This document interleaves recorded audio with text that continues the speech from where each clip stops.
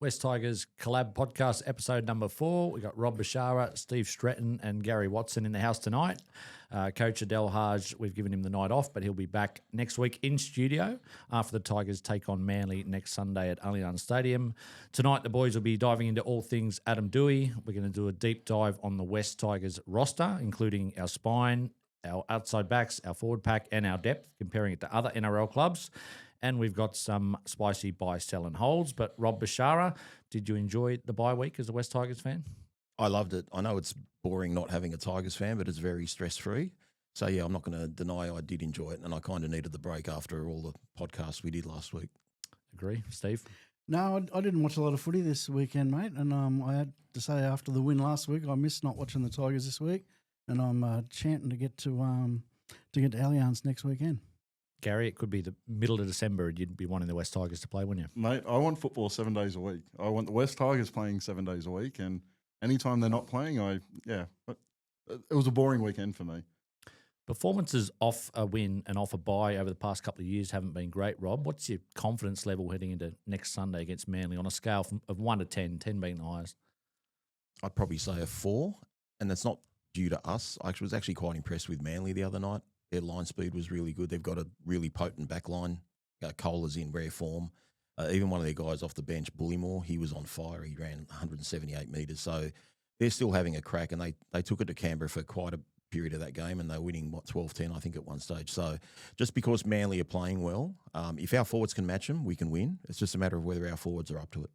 They beat us comfortably at Brookvale a couple of months ago, Steve, but different picture now. Buller's back, Jerome's back. It's almost full-strength Tigers. Yeah, I think what Rob's saying is right. If they're a fast back line, if they beat us in the middle, they can get around us, I'd say. But, for me, like I'd give them about a 3, chance of next week. And that's because I just don't know what Tigers are going to turn up. Like if they turn up what they did against Canterbury, we're every chance. If we turn up a little passive and our forwards don't get rolling, then we'll get smashed. That's the next step of the progression in Gary, backing up a good performance with another good performance. Yeah, Eddie, you and I have spoken about a number of times on a number of different pods this year about our inability to back up a win. And each of our wins we've had this season, we've followed it up with a really poor performance. So even the game that we won against St. George, you wouldn't call a good performance. So I think it's really crucial for this team to actually, that little bit of a relax they take, that little bit of a breath they take after a victory, we've got to eliminate that from our club. You still think we can make the 8? It's a slim chance. I mean, prior to the weekend, I saw the odds of 340 or 350 to 1. Into 100s. They should be about 100 now. So we do need certain results to go our way next week. Brisbane are decimated, but the Dolphins played awfully. They play each other this week. Canterbury play the Roosters. Roosters are in cracking form, but Canterbury's a different beast. The most important part of that equation is us beating Manly. If we can do that, we still keep ourselves in the hunt, and then we're still within range even when we go the week after to play the Cowboys at Leichhardt. So I'm not giving up because our season's been over in May for 3 years in a row. I'm hanging on to that little branch off the waterfall. It's a little branch, mate. Well, it is, mate. It is, but it's 3 times better. It's a twig, but we've gone from 0.3% to about 1.2%. So I will take that right now, and it's better than 0% in May. Yeah, but how good is it this year? At least we've got a team that's having a dig, right? This time of year, last 3 years, like the performance have been horrendous. Like this team are going out there every week and giving 100%. We haven't seen that in previous seasons. And, we are still a chance. I'm not confident because I just don't think we've shown for a very long time that we can put back-to-back consistent performances. So I'm really not very confident. I think it'll all come to a shuddering halt when we play Canberra, but we're still there at the moment. Eddie's had us in the spoon race all year, and I kept on saying to him, I'll worry about that with 3 weeks to go in the season if we're still in that position. I'm not really going to change that when looking at this as well.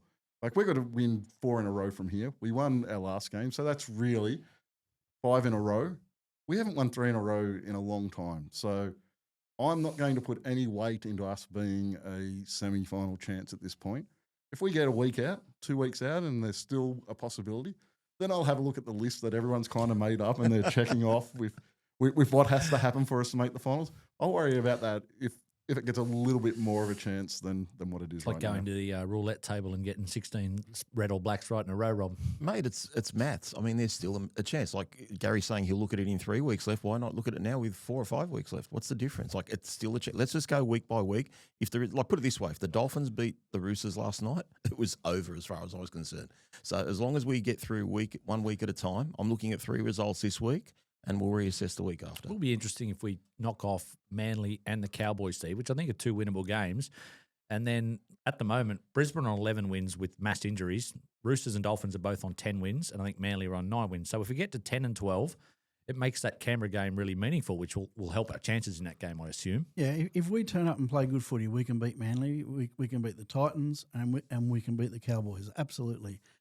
The one that's going to count is the one against Canberra, whether we've got the firepower to beat Canberra if they come prepared. But the thing is, right, playing Canberra back end, if they get first or second wrapped up, they might lose a little bit of intensity. We might May catch them rest on- some players. Yeah, it might catch them on an off game. The question, Eddie, is have you given up on the fact we're going to get the spoon? Are you willing to admit that that's gone? And No. Gary was right. You obviously weren't listening to me on our podcast. I think I announced officially that we're not going to get the spoon. So my goals have shifted. I'm not Probably going to get go. it now, Steve. I'm not going to go as far as Rob, but I think avoiding the bottom 4 would be a successful season, and 2 wins from 4 on the way home. I'd more than be happy with that. But boys, the big news of the week: Adam Dewey re-signs for 2 years, rumoured to be around $400K per year. Before I get, because we're going to have a fair bit of debate and discussion on this, boys. Before I get that, I want to know one word to either describe Dewey's re-signing or Dewey himself. Rob? My one word is irresistible. His form has been irresistible. He gave the club no choice but to offer him an extra year and to sign him. None of us thought he was going to be with the club any longer unless he was in a backup position. Now, depending on what Benji wants for the rest of the year, he's a serious chance of being a starting half, not just for this year, but the start of next year. Yeah, my one word for him is tiger. Like, he's a tiger. He loves the club. He loves the jersey. He's come out publicly this week and said he loves Benji and what Benji and the club have done for him. He's supported the club. He wants to be here, and for so long we've wanted players that actually want to bleed for the jersey, and we've got one. So for that reason alone, I'm glad I agree with Rob. His form has been outstanding this year. I want to see it be consistently really good for a long period of time. But the fact that he wants to be at the club and he's probably, I imagine, has taken a bit less money to stay here says something to me. Gary is the biggest AD hater on this table.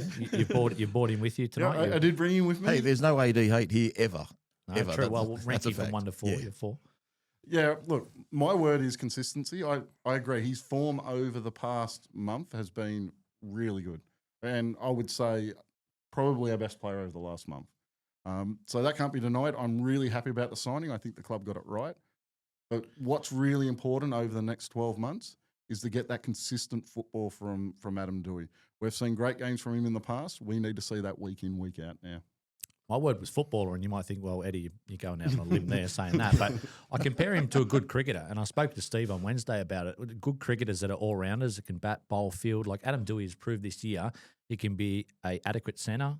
He's good at lock. He's good in the halves, and he could be definitely good in the 14. So I think it's big news for the club. But clear, like I watch him on social media and stuff, Rob, and all the reaction from Jerome and Tito and Appy and the boys, it's clear he's respected and he is a leader in that club.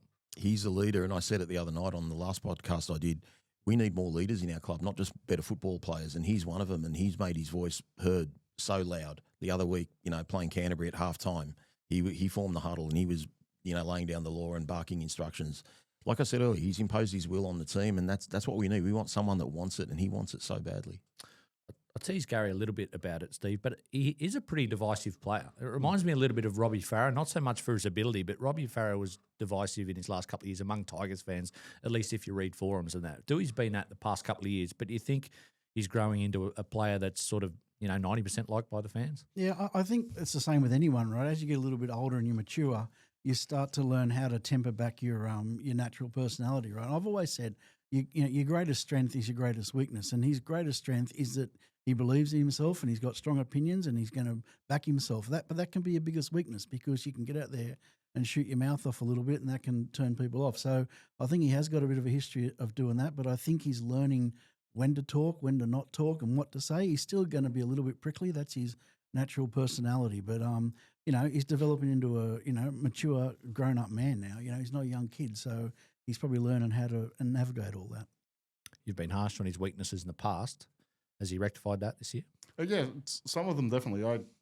The biggest problem I've probably had with him in the past is lacking effort areas in defence, and I don't think you can say that about him this season. He's effort areas, and he showed that last weekend with that chase down for the last try that he nearly stopped from the Bulldogs. So I think he's worked really hard on those deficiencies this year. So yeah, the effort that I was worried about in previous season is definitely much better now. What's his best position, Rob?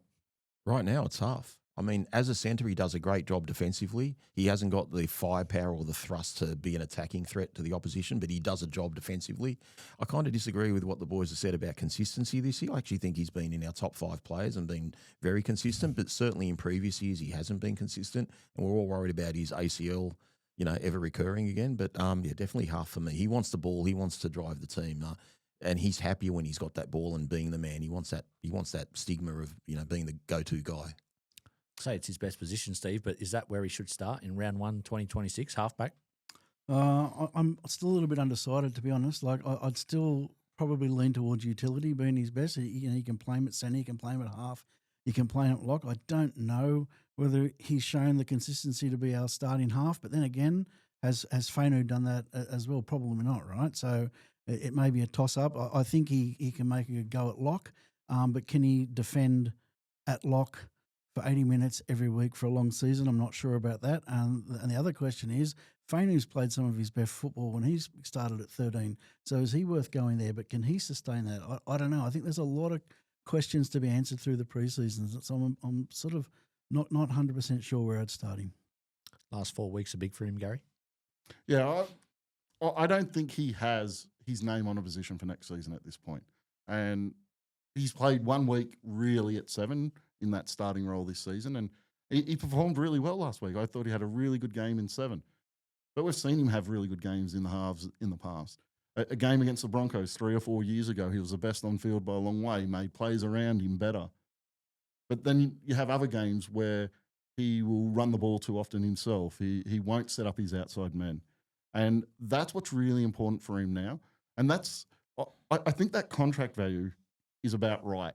If he was signed based off the form he showed last weekend, if he was showing that 90% of his games, he's an 800,000 plus player. But the reason he's at that 400,000 mark is he doesn't show that every week. And the history of his game is that he will have those standout, those blinder games, but you'll also have some poor games. Are you saying history though this season, or is that over 4 or 5 years? That's over 4 or 5 years. And as I've said, I think his performances have been much better this season, but he still has to show in that halves role that he's that guy week in, week out to do that. And I hope we see it. You know what I reckon he's shown, and I think we can agree on this, right, is that he's got to be closer to the ruck, right? His days of starting at centre, unless we're desperately short in the centres, for example, are gone, right? So he's got to be halfback or he's got to be lock for next year. I think that's it. Because when I said utility, I didn't mean put him at 14. I mean, he's got that value that he can play multiple positions. Where's the best one? So I think we've got Luai, we've got Fainu, and we've got Dewey a lock in at 6, 7 and 13. It's just what that combination looks like. Yeah, I was just going to say, don't forget, he played behind a beaten forward pack, in my opinion, last week. Wait till we get a forward pack that's going forward. And further to those last 4 or 5 years, who did Adam have outside him the last 4 or 5 years? This year he's got a gun back line, and we're getting some strike coming in, and hopefully Macassini's there next year. Taylor's there now. You've got Jareem Buller. You've got a class finisher in Taruva. So I think he's got better weapons outside him now, but to be able to do what he did last week on the back of a team that was getting beaten in the second half, that's what stood out. If we get some more depth in those forwards and get a better pack going forward, he will be better for that. So I think we'll be better next year with him. He definitely can't be our utility. He can't be our 14 on the bench, because I think, and that's not a knock on what Adam provides. I think he's the perfect 14 for some clubs because he can play all those positions. He can play on the backs. He's played on the wing this season. So he's played at fullback in the past. He's played in the centres. He's played at 6. He's played at 7. And he's now played at 13. A great guy to have on your bench as a utility player. But I think where Appy is at his career right now, we need someone most weeks who can fill in and do 20 minutes in that hooker role. And I don't think Adam can do that. So I think he needs to, over the next 4 weeks and over the off season, he needs to own one of those positions of the 7 or the 13 to otherwise he'll still play a lot of football, but otherwise he's your first guy backing up and coming in when you get an injury in one of those positions, which means he'd play a lot of football regardless, but he needs to own one of those positions over the next 6 months. He's got to get that worked out. Are any of you guys concerned about his ball handling and his ability to feed? You know, like I agree with what you're saying, Rob. We've got this fantastic back five all of a sudden developing in our squad that are going to need space and they're going to need good ball. One thing that concerns me about him is his ability to give that good ball. You know, even that pass he threw to Buller, you know, the other day, he almost stuffed it up, right? Yeah. In fact, he did stuff it up because it was went forward, right? And I've seen a lot of times him not throw a ball because he doesn't seem to get himself in the right position, you know, against the defender to actually draw him in and throw that ball. Does that worry you? It doesn't worry me. I think he's just got to decide what sort of half he wants to be. He's always been a run-first sort of guy, and really whenever he passed the ball, it was always that long cut-out pass to Nofaluma on the right wing. So I think if he just finds that balance, I think we'll be better for it. But look, he did have one bad game at half when we played Parramatta the second time. But in my opinion, the game he had against the Roosters, the cameo against Manly, and then the game against Canterbury, he's been good. So he's had 3.5 games really at half, and 2.5 have been really good. I thought the Para game was poor, but to be fair, that was his first game, and that was round 5 or thereabouts, around something like that. So 7, I think it was. Was it 7? Okay, so round 7. So there you go. He'd had all his games at centres. It was his first real crack at half since the trial against Parramatta.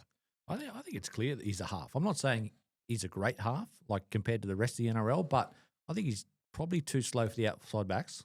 I don't think he's powerful enough to play in the forwards at lock.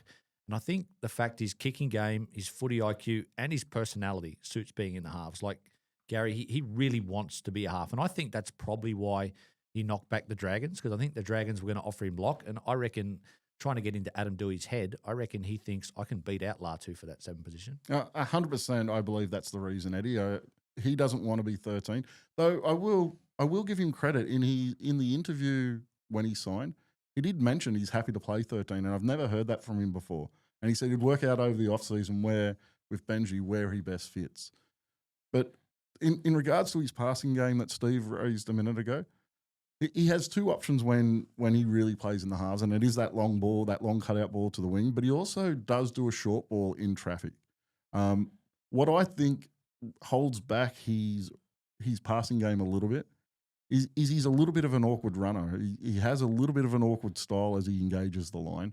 And I think at times it takes players a while to learn how to run off him because the ball doesn't come at the same time as it does from other halves, because he's got that kind of step that he does at the line and he plays through contact. And what I do want to see is him starting to give nice early ball to players outside him and creating space for players outside him.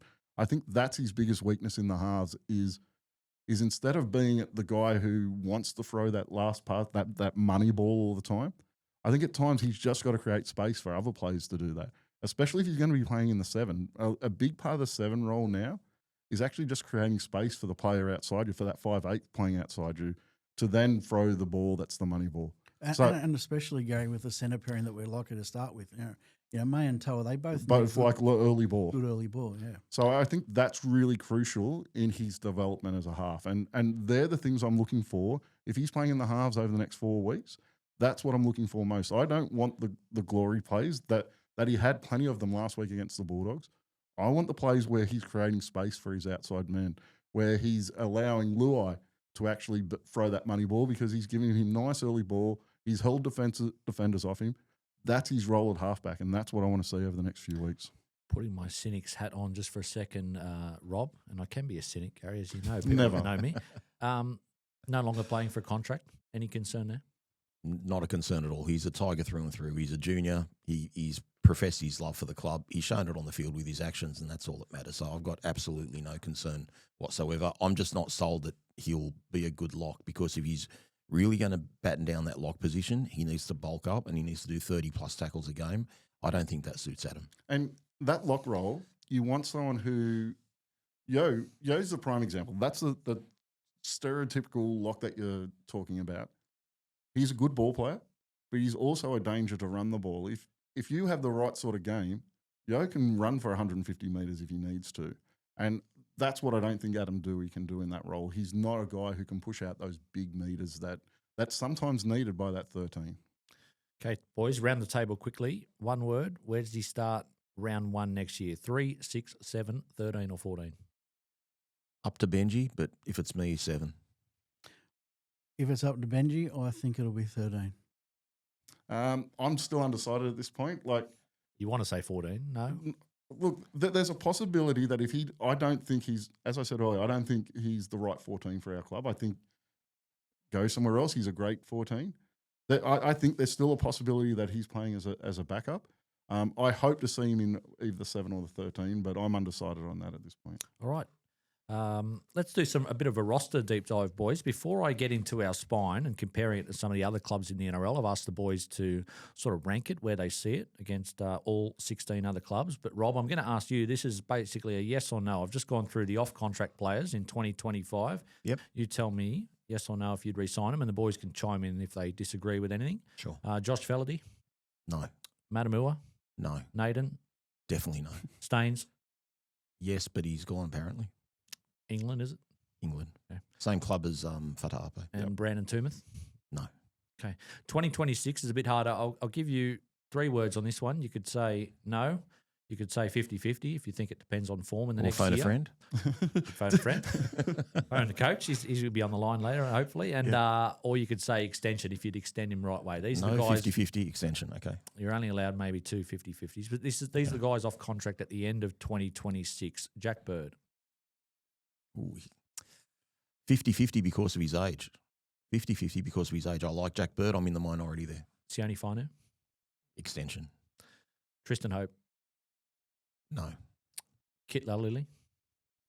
No, I haven't seen enough. Luke Lalili. 50-50, but he's shown potential. Heath Mason. 50-50 leaning to no. Solomon Sakura. Haven't seen enough of him, but no. Giles Skelton. Yes. Extend him. Tony Suka. 50-50. Stafford Toa. Extend if he keeps bringing that Valentine Holmes form. Any squabbles there, Steve, with what Rob said? No, I agree 100% with all that. Yeah. But does Gary agree? That's the important Come on, thing. Gary. Got to find something there, don't you? Come on, you got to pick on something. No, I actually think you nailed it. I think we did the same thing on the West Tigers podcast on Wednesday night. I might have been harsh on Suka though, because he's No. doing a job. He's doing a job, but he's nothing. He's like a no frills player. I think you're right. I think that was the one that I was going to debate. Actually, Really? I'd be saying no because, like, we've just signed a couple of blokes that are going to sit underneath the top 17 that you wouldn't call dynamic, right? Yeah. As back rowers, we need a dynamic back rower, right? Like Yeah. we need a kicker. We need someone like that who's going to punch through out wide. We still haven't got that. We do really with Fainu. Like he's in good for Samuel. Yeah, he can do it. But that's it really. Okay, boys, our spine. I've come up with a really dynamic rating system here, Gary. It's probably never been heard of before. It's out of 10, but a 5 is a well below average spine. 6 is slightly below NRL average. I'm going to call a 7 a decent spine or NRL average, so that's about 8th or 9th. 8 is a very good spine. 9 is elite, and 10 is a superstar spine. Are you saying your rating only goes from 5 to 10? You can go lower if you wish. If you wish to be nasty tonight, you can. But on a scale of 1 to 10, where would you rank our spine? I think it's about that 7. It's about that NRL average. I think it's at the start of this season, I thought it was a lot higher. But there's still question marks around who's playing in that 7. And for me, until those question marks are solved, I can't go any higher than that. Yeah, I think it's got the potential to be very good. I think it's going to take another season of playing together and settling on the positions before you'd start to get us into the elite category. I think it's got the potential to get there, but at the moment, I think we'll start the season by saying we've got a very good spine with a pre-season under their belts. Richo did say in pre-season, obviously he was puffing his chest out. He said we've got the best spine in the game. There's been a change there with Galvin gone and AD and Latu coming in. So where would you rank it, Rob? What number? I gave it an 8, but Steve took my word, potential. It's so exciting. And let's just take out, we don't know who the 7 is. If you just go on Buller, Luai, Coruscant, that's a very good spine. Yeah, but you need to know who that 7 is. But if the 7 is decent, like Adam is, I wouldn't say he's elite, but he's decent. That's good enough because you got 3 other players. One's won 4 grand finals, one's won 3 grand finals. Dream Buller, let's hope, wins a grand final with us at some stage in his career. 2 premiership winners in that spine. I mean, It hasn't got us into the 8 this year, Gary, but could it be different next year? Oh, 100% it could be different next year. I don't think the changes we need to make at our club are around who's in the spine. So we need to make a decision about who is at the club who's going to fill that 7 role. But I think we need to give them a little bit more help in the forwards. And if we give them a little bit more help in the forwards, I think that's definitely a spine that will get us into the top 8. But you know what does concern me, which can impact our spine, I reckon, and that's who plays 14.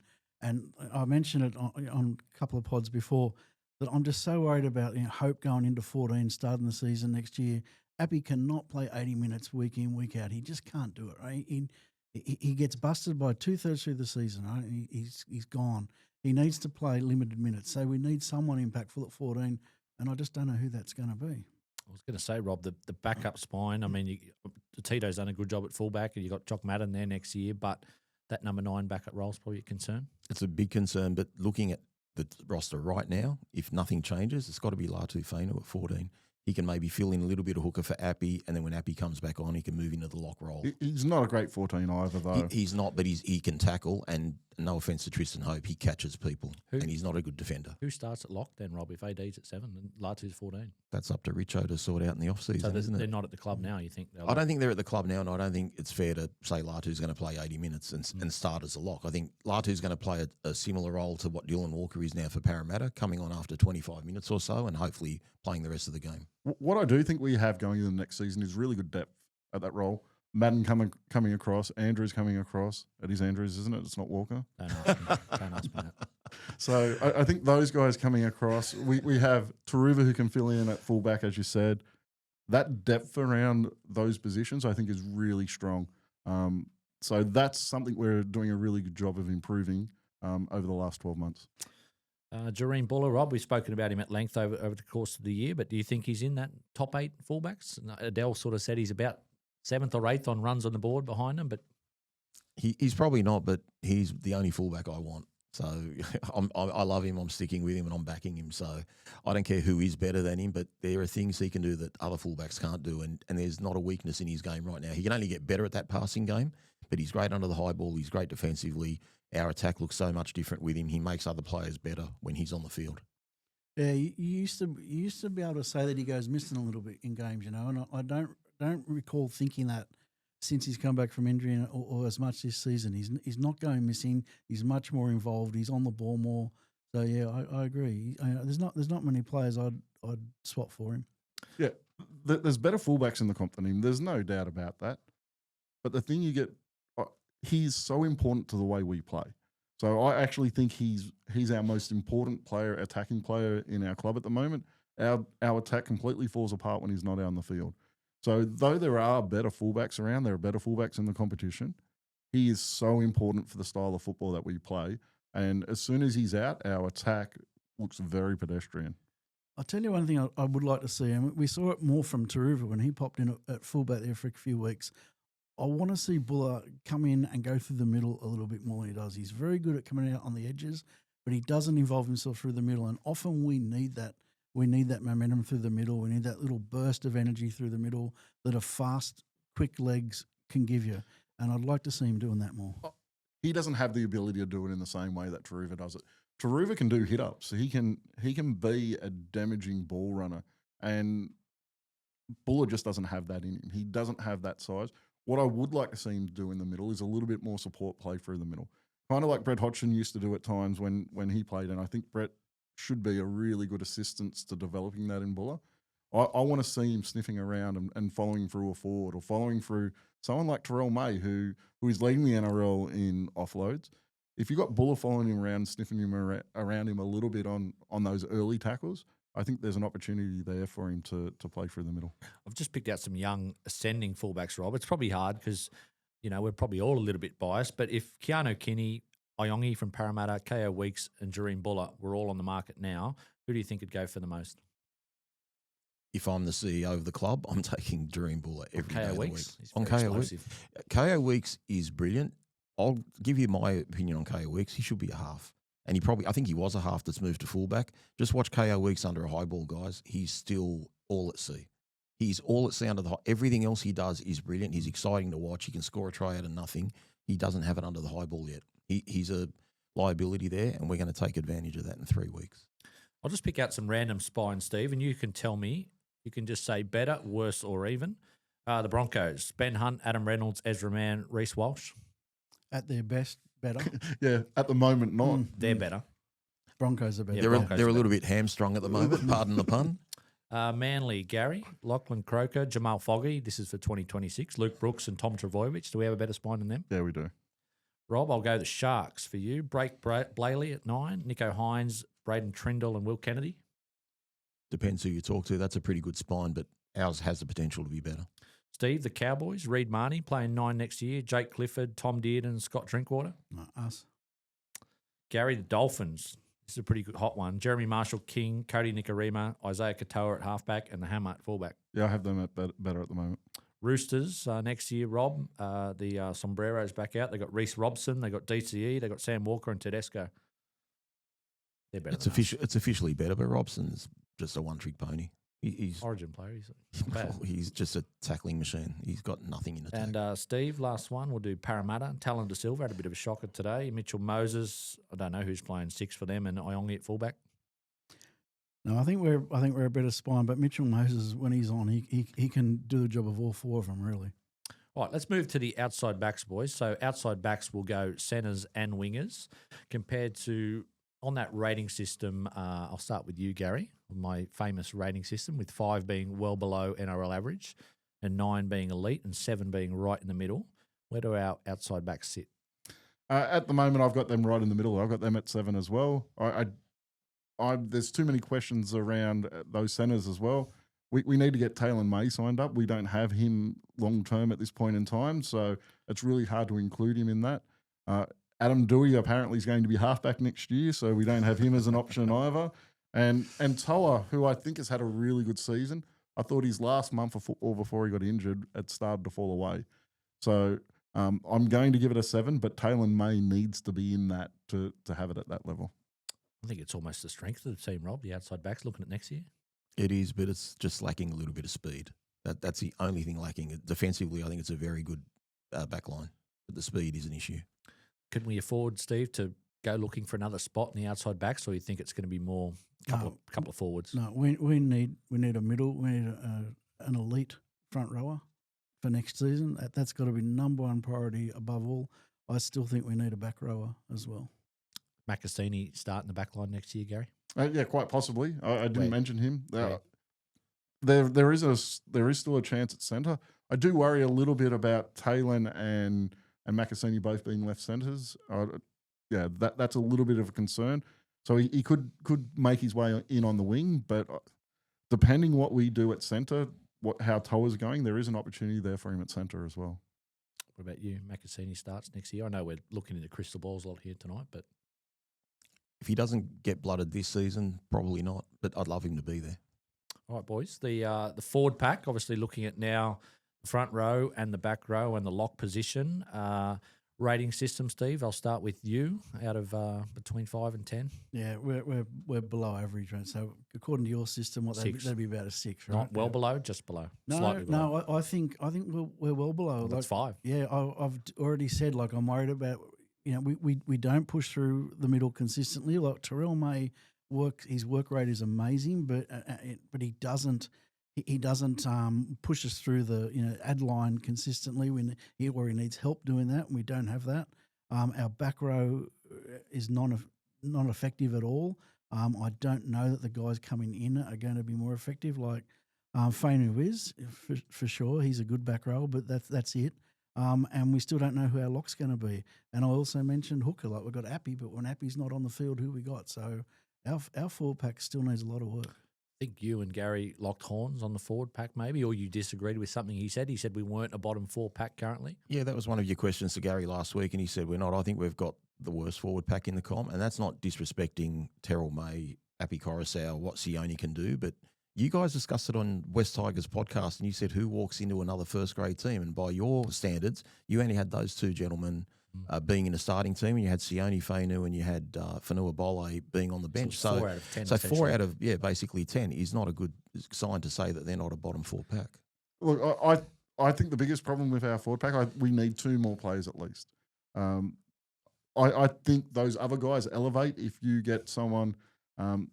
Tito's announced he's going to market at the end of the season. If you got someone like that and put Tino from the Titans. Yeah, sorry, not Tito. Yeah. Tino. That's all right. You scared me. Yeah. No, he announced he's going to market at the end of the season. If you put someone like that into our forward pack, I think that elevates everybody else. I think that elevates Terrell May to a different level. And that's what we need. We need that world-class middle who can run the ball with aggression, who can disrupt the defensive line and can get everyone else playing against a defensive line that's on the back foot. And that's what our pack lacks at the moment. If you add that to our pack, then guys like Terrell May, Sam Fainu, Kai Pearce-Paul, they all benefit from that and they all become much better players. And that's what we need to do over this off season. We've got too many guys in our pack, and not just our top 17, but our backup pack as well, that when they hit the line, they drop like they've been shot by a sniper, right? They just hit the line and it's just stopped dead. We need guys who can push through that line, fall on their fronts and get a quick play of the ball to get us moving. We just don't have enough of that. We need a lot. We need a couple of guys who can do that. That can be changed with one player. If you have that guy who damages that defensive line, who finds his front on those early tackles, that makes a difference to everyone else. So those guys that do struggle and do go down really quickly and do end up on their back, if they're going against a retreating defensive line, that gets them down the field a lot more. It means there's less in the tackle that they're coming up against in tacklers, and it just allows them to get to their front and get a quicker play of the ball. So what's crucial is signing that one guy, maybe two, who can make a difference for everyone else. Tino from the Titans, I mean, that's a dream. But, I mean, 3/4 of the NRL will be after him. But we've got a war chest. Surely we go all out for him. If Benji wants him, Richo will get him. And he's said he's going to be on the open market from November 1st. I think it came out today. Yeah, so hopefully Richo, we need him. Our forward pack is, and I'm not being disrespectful for the others, it's just a bland pack. We've got so many bland players that are similar types of players. They don't have that impact. I agree with both Steve and Gary. Like obviously, Slotters, or is that too harsh? It's probably a little bit harsh, but Gary makes a point. Like if you have an elite player, everyone works off the back of it. But like Steve said, we need guys that can just do it themselves and not have to rely on someone else. Tino's going to get picked for Origin, so like you're not going to have him there all the time. We need guys that can do it. If you're getting Tino, you're spending well north of $1 million to get him at the club, and that means you have to have guys in your pack who lift because he's in there. If you're paying over $1 million for a guy to play in the front row or possibly in that lock role, which he can play as well, then those guys who are playing around him have to be the budget sort of guys, because you just can't afford to have two of you. Correct. Joel speaks a lot, Rob, about body type and physicality, and Vanilla Pole is probably a bad example at the moment, but I think he's the type of forward that is the modern day NRL forward. Like he's small to the ground, but he's fast. He's got some footwork. Is that the sort of forward we need to look at, guys that can bend the line a little bit at their best? We need more athletes exactly like that, even bigger and more like the Halasemas of the world. I know he's playing edge, but he can play middle. We need those big bodies. We don't seem to develop them, so we've got to go purchase them. Yeah, big bodies with agility, right? Like the Matt Lodge style player, like they're dead and buried, right? You need your Payne Haas style. He's huge, but Royce he's Hunt agile. style player. Matt Lodge, man of the match next week now. Yeah, perhaps. I didn't know even still. All right, let's move on to the coach. Let's apply the rating system to the coach. Eddie, Rob's can I just just make squirming in his seat at the moment. one mention before we do, and that's Alex Toll. Like I'd have put him in that category of hit by a sniper at the beginning of the season. I reckon he has had an outstanding season this year, and his work at the line has been outstanding. I reckon I've been watching him a lot, and his improvement has been tenfold. Right? The big thing I give Alex Twell is he's probably the guy that runs off Appy the best. He hits the ball and gets the ball right on the advantage line, which Appy absolutely loves, and he just times his runs off Appy very well. So a really strong season from him. I'm very happy to have him in our club at the moment. If you had asked me that 12 months ago, you might have got a slightly different answer. 5's a well below average NRL coach. 9's an elite NRL coach. Where does our coach rank? I've got him at 6 because your definition is slightly below average NRL coach, and that's basically our position on the table at the moment, and that's a big improvement on where we've been the last couple of years. So I think that's a fair assessment, not being too Could harsh. you go any higher, Gary? I could possibly get him to 7, but again, you're talking about potential. I think the changes he's made at the club have shown, and not really concrete until the last couple of weeks. The game against the Bulldogs changes the outlook on our season quite a bit. And I think that changes the outlook on Benji Marshall quite a bit. If we turn around and lose the next 4 games, then I think you're looking at it a little bit different. So my opinion on Benji throughout the season has kind of bounced around a little bit based off how our form's going. At the moment, I can give him that 7, but it is coming off the back of a game where I think I've finally seen a really good game plan. If we disappear without a trace over the next month, then I'll probably change that again. I mean, obviously, Steve, if you were just ranking the coaches from 1 to 17, he'd probably be down the bottom just based on experience. But the fit for our club, I think at the moment is a good one, and he's been able to recruit. Yeah, I agree with both that. You would have him down the bottom, but he's the right guy for the group we've got at the moment. There's no doubt that the players play for him; they love him, right? And he's got to have something to have that.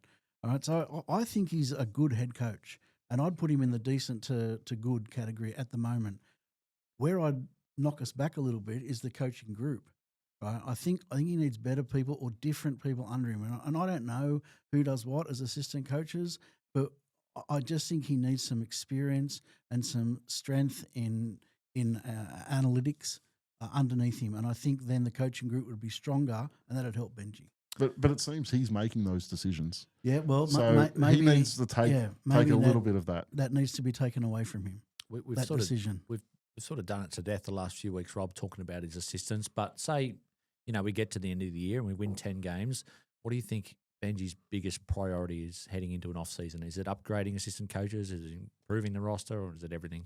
Well, if we finish with 3 out of the next 4 games as wins, then he's probably not changing anything because you've hit the season, hit the line strong, as they say. So he probably wouldn't change anything. But if we have a poor month, he's got to consider that. And I think that's got to be a little bit of a tap on the shoulder from Richo as well. He's got to say, mate, I know you've got to have people you want around you that you trust and they're good blokes, but we're not getting the results. And just like we're making our opinions now, all our opinions are based on what we see on the field. We don't, like Steve said, we don't know what they're doing there at training and who's in charge of what. So we're just going off results. And if we're purely going off results, we need to win the next 3 out of 4 games. And to give him some credit, like a lot of people talk about us needing more experience in the coaching, and there's a lot of people who talk about us needing an experienced coach. And then you have a look at someone like Des Hasler, and you have a look at the season the Titans are having and the squad they have. There's no way I can rank Benji Marshall below someone like Des Hasler at this point in time, because that squad should be a top 8 squad every single season. And Agreed. For them to be where they are, there's serious questions asked about that coach. I think those last 4 games, Steve, are really important because I remember 2009. I don't know how many of our last 8 we won, but I reckon it was about 6. And the last game, I think we beat the Bulldogs, who were the minor premiers, 28-0 in the last game. And 2010, we come out and made the top 4. So I just think momentum is a thing, even if it's carrying on from one season to another. Oh, absolutely, mate. And I think the supporter base are just totally sick and tired of seeing a limp-wristed end to the season from our football team. We've seen it for years, and we don't want to see it again. I don't think we're going to see it. I said it at the beginning of the pod. I think this team have got something about them, and they're going to give 100% till the death of the season. And the season's still alive, right? The season is still alive for us. Benji Marshall, that's the one thing he has instilled at our club, is that level of fight. And I don't think that can be denied anymore. I think there's been plenty of opportunities this season where our players could have given up or could have turned their toes up, and it could have dwindled away into another season like we've seen the past couple. But there is fight in this club, and I think a lot of that does come from Benji and players Benji has brought into the club. I think the inclusion of guys like Luai and Taruva have helped a lot too. 100%. I think those guys he's brought into the club have added to that culture at the club as well. But Appy's been here for a number of years now, and you can't question his fight. But it didn't really elevate us, and it didn't really save us from those poor seasons, poor finishes to seasons. That fight also, as great as it is, and as it shows what respect Benji's got, that he can get everyone to play for him. At the same time, it's actually damning of Benji, because if the players are giving 110% each week, that just goes to show that our game plan, our strategies and what have you have been failing. Because if the strategies are right and you've got players willing to bleed for you on the field, and we've got the talent there now, I know the forward pack's not the greatest, that sort of bothers me, because if you just said he's not getting the best out of them and there's upgrade, they're giving their all, but they're not doing it the right way. Look, I've been terribly critical of Benji and our game plans this season. But there's been a lot of games where we've been in it, we've been in the fight, and we haven't known how to get it over the line. Exactly. That's not necessarily a coaching issue. I think it quite possibly is. But sides get used to losing. And we have I know we've brought in guys who have been winners at other clubs, but we still have a lot of guys who have gone through the past 5 years and the past 3 years of wooden spoon. And sometimes it takes a little bit longer to turn that side of stuff around. And yeah, I'm not going to say I haven't been critical of Benji Marshall's coaching and of the strategies and of our game plan, but I'm hoping that we're now starting to learn how to win games. We're starting to learn how to fight in games, and it's not just the fight anymore. We know how to finish off a game and get it won. That's really what needs to change between this season and next season. You have a look at those close games we lost earlier in the season. You pick up half of those 2-point games that we lost, and we're right in the hunt for the 8. We're probably sitting in the top 8 right now. And that's what we've got to do better next season is finish those sort of games off. And I'm hoping over the last month that's what we're going to see from the boys. I've got a bit of a wild prediction, Steve. It might be a hope rather than a prediction, but I think if Benji gets next year right, say they come 7th, I think he could be here for longer than Tim Sheens was his first stint. Yeah, well, I don't think he's going to be in a hurry to want to go anywhere else. So no one else is going to sign him, regardless. So I think he, from his perspective, he'd be locked down. And yeah, if we finish in the top 8 this year or next year and we improve again, I think he's going to be there for a while. What are you laughing at? I'm not letting it go. I know you're not letting it go. I'm not even looking at top 8, but I'm very pleased you're hanging on tight to it, Steve. Right. There's a will. This is an unfair one, boys, but we're going to do it because it's a bye week, so it's a bit of fun. So I'm going to just give you 2 coaches' names. The last one's going to be Benji Marshall, and you tell me if you were in charge, who you'd rather have coaching our team next year, Michael Maguire or Benji Marshall? Rob. Benji Marshall. Sorry, Madge. Steve. Every day of the week, mate. Steve, Todd Payton or Benji Marshall? Benji Marshall. Gary, Andrew Webster or Benji Marshall? That's a really tough one. I'm probably taking Andrew Webster. Rob, Anthony Seibold or Benji Marshall? Benji Marshall. Des Hasler, Steve or Benji? Benji. Ricky Stewart or Benji? Why are you giving me all the hard ones? I'm taking Ricky Stewart. Shane Flanagan or Benji? Wow. A hybrid of both would be perfect. A hybrid. No comment? No comment. You can comment if you don't agree. No. Makes for better listening. We've got a history of Shane Flanagan. I'm not a Shane Flanagan Gary fan. despises He's Shane doing Flanagan. well with a not a full strength team Don't yesterday. care. Still don't want him. Okay. He's a drug cheat, according to Gary. No second chances or third chances. So you don't want Bronson Cherry at the club? No. Look, do we really have to go in this? Shane Flanagan, for me, he led systematic doping regime at a club. Fair and enough. for me, you don't put young people under that responsibility. I respect I think that. a player's a little bit different. I'm just talking about the technical aspects of coaching, nothing to do with the history stuff, but I hear you. Last one, Steve. Trent Robinson or Benji?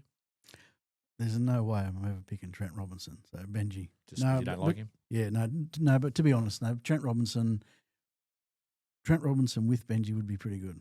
I'll take Trent Robinson with Nick Politis. Absolutely. Absolutely. The brown paper bags Mark that have Burris. been going for 20 plus years. All right, let's rip into some buy, sell, holds, boys. Question number 1 tonight. Rob, Shane Richardson will keep the West Tigers playing games at Combank Stadium in 2027. Buy or sell? I'm buying that because I don't think we'll have the grounds ready for the corporate facilities that he wants at games. So I'm definitely buying that. Do you like going out there? I think it's a great ground. I hate going there. I'm in Parramatta tonight. I'm 5 minutes from there, and it's just not my home ground. I want Leichhardt. I want Campbelltown. That's just me. I'm loyal. Question number 2 for you, Steve. And I'm sorry, Rob, I'm going to butcher this. Sure. Steve, did you enjoy the COD celebration last week by the Tigers against the Bulldogs? Well, I mentioned it on the last pod I was on. No, I didn't. I want our team to be more disciplined than that. I'm old school. I admit You're that. a dinosaur, you're Yeah, saying. I'm a dinosaur. I'm happy to be a dinosaur. I just, as I said to you, I'll say the same example. I want them to score a try, run back to halfway, all right, shake hands, kick off, and go again. Don't fall asleep, mate. That's That's what Melbourne I Storm. We're not believe. Melbourne Storm. Yeah, Steve, well, that's why we're not making the 8. I think that celebration, though, was the Build fact up, that the everything. game was pretty much over. If we kick the goal, we're 20 ahead. There's 9 minutes left. I don't think they would have done that if it was in the 10th minute of the game. Yeah, perhaps. Good but it's point. also context, Rob. Like the amount of crap that Canterbury have done to us the last couple of years. Like Serralda knocked us back. Gould pinched our young 5'8". Our 5'8's carried on like a pork chop. And you get that win, and they're humans with emotion. Exactly. And the Canterbury fans, they're a great fan base, but they get in your face. And I just think, good on us for doing that. Steve's right. We've got to be more professional. We've got to be more disciplined. But this was the most emotional game for us. This was the one game, not only all the supporters, I'm sure Benji without admitting it, the players without admitting it, they wanted this more than anything. So that's why that emotion spilled over. Let's hope they learn from it and it doesn't happen again. But look, at the time, being a Lebanese Australian, I thought it was hilarious. Guys, you guys have all played sport, right? You know what it's like. They were winning 28-8 with a minute to go. They can just stand over halfway, look the Canterbury players in the eyes. That's enough. They've killed them. They've gone out there and they've done what they've had to do. Not if you've been bent over as a club for a decade, though. Like, we've been bent over for a decade. Give it to them. Yeah, give it to them. Guys, That made a difference? It's just a straight finger. I don't know why you guys are doing it like you're having a stroke. Mate, it's literally just 5 fingers. Well, I did now 4 apparently fingers. last week. I had a stroke, according to the YouTube. Thanks for putting that photo up YouTube last week. Question 3, Gary. West Tigers are still an undisciplined side / club. Buy or sell? Buying that every day of the week. We see it all the time. We see it from our leaders, and there's been times this year where Jerome Luai has been quite ill-disciplined. We got far too many ill-disciplined plays in what we do. You have a look at what Alex Seyfarth did last weekend. He'd done a really good job of this year of getting the nonsense out of his game, and then in one game he just throws it all away again, and we've got to get that out of our club. Question 4, Rob. West Tigers are an undermanned organisation. I guess I'm talking not on field specifically here, but off the field. Buy or sell? I'm buying it, but I'd rather not go into it too much because it's not very nice. But I just don't think we've got the resources that other clubs have. You called it, I think, the McDonald's of the NRL a while ago. It might have been after a loss, but I can you did. explain that? I was pretty heated. Well, I just feel it's a club, whether it's players, whether it's coaching, whether it's in certain aspects of the administration, where it's your first job and it's where you learn. And then once you know what you're doing, like, someone will pluck you off and take you to some other position. So that's why I called it the McDonald's organisation. We don't want to see young kids coming to our club learning their craft and then getting pinched by the Canterburys of the world. So that's why I called it that. Question number 5, Steve. Robbie Farah is in our top 2 players of all time. Buy or sell? Yeah, now I remember this causing some grief some months back when we asked a similar question. I'm buying that for sure. And, I'm going by the guys that spent most of their careers at the club and had the most impact for the club. So, Benji and Robbie for sure, 1 and 2 for me. Who's 1? Benji's 1. Yeah, Robbie's 2. And I've got Chris Lawrence right there with him because I just love Chris Lawrence. Oh, this is a good topic. I'll let you speak first. No, I tend to agree with Steve. I think it's Benji Marshall, then Robbie Farah. What Benji Marshall did to this club wasn't just on the field. The engagement of fans, and especially young fans to our club, I don't think anyone else could have done that for this club. He's the player at our club who was the best player in the world at one point in his career. And for me, while he had a little bit of an up and down career, in my opinion, I can't go past him for being the most influential person we've had at this club. We're synonymous for the style of football we played because of Benji Marshall. Correct. I accept that. And that's why whenever I refer to Benji Marshall as a player, I talk about him as arguably our greatest ever player. To me, our greatest ever player is Robbie Farah. And it's not being biased. He gave it every week, every single week. I know some people love him, some people hate him. You can't go back and actually say Robbie Farah had a bad game that day. Yeah, but I don't think he had the impact on how we played. And, I'm not going to argue. Everything started from Robbie Farah, mate. Everything started from dummy half. Agree 100%, but when Benji Marshall was on, we don't lose a game. Yep. When he's playing at that level, he can change a game single-handedly. I remember being down at Campbelltown one night and Newcastle were absolutely pumping us. And in 20 minutes, Benji Marshall turned that around and won the game. And there's no doubt he could do things others couldn't. I'm just talking about consistency and longevity. Like it was Robbie, even in those lean years, Robbie was always giving it his all. So, and I will say one thing, Steve. I know I got the utmost respect for Chris Lawrence, and he was only there for a short period of time. Gareth Ellis is number 3 for me. Yeah, that's arguable. But I'll just go back to something you said earlier in the pod, Rod. You're talking about Adam Dewey being our best player by a country mile this year, right? I never said that. I never said he's that. You Adam Dewey said top of the pod. I think you said the last 5 weeks. I said last 5 weeks. Oh, okay. I think you actually said he's been our best player for the last month. Yeah, I did say that. Yeah. But I reckon it's because of moments, right? He's had moments where he's had huge impact on our season, right? Yeah. And I'd say that's Benji Marshall. He wasn't as consistent as Robbie Farah across 80 minutes or even across the season, but his moments changed the way Are the biggest. Yeah, fair enough. anyone saw West Tigers. Not just that, he changed the game in his big moments. Yeah. Like there's things in 20 years' time you'll still see. And like highlights Gary of said, Andrew he Marshall. won the Golden Boot, 2010 or whatever it was. 2010 he won the Golden Boot. I'm biased towards Robbie. I think I've told this story on another podcast, Rob, but as an 18-year-old, I went down to Canberra in 2004. Robbie wasn't playing. He was out with an Ibrico, I think, at the time, but the Tigers played in the middle of winter at Canberra Stadium, got absolutely pumped. I think it was 46-10, and me and my two mates had our Tigers jerseys around our waist in the nightclub afterwards, and it was Bronson Harrison, Dean Hallitown, Robbie Farah, and Robbie Farah came up to us and said, "Boys, you come all the way to Canberra to watch us get pumped. We're going to buy you shots all night." So I never forgotten that. you base your favourite player off who bought your drinks. Absolutely. I reckon, that, Robbie. I I'm sure you reckon, remember I that as reckon well. Robbie was half pissed when he said that to you Would too. have been. And that started your long relationship with alcohol, mate. No comment, Steve. Question number 6. Gary, conference system is the way to go once NRL gets to 20 teams. Buy or sell? That's a strange one for me because I don't think so. I'd like a system when we get to 20 teams where you actually shorten the season and you play everyone once. That's what I would like to see at that point. I am a big fan of conferences in sports from overseas. I'm a big fan of the NFL, as you know, and they run conference systems, and I think it works really well in those competitions. But I'd like to see a system where we play everyone once. You're a big NFL fan. I think it'd be great. I know we'd be in a conference with the Bulldogs, Penrith, Parramatta. Maybe they have to throw in Perth or something, but you play everyone else once, you play your division twice. I think NRL's built on rivalries. I've been pushing this for years, and anyone that's followed my Twitter account would know that. I think the biggest advantage of it, you get the tribalism, so you put all the Sydney teams in a group if you can. It might not be like 4 divisions of 5, but if it was like 2 divisions of 10, you're getting the Canterbury versus Tigers, the St George versus Paras twice a year. The one-team towns, like your North Queenslands, like your New Zealands, they're going to get the same crowd pretty much every week. And those away games, except for New Zealand, you're not going to get many of their fans there anyway.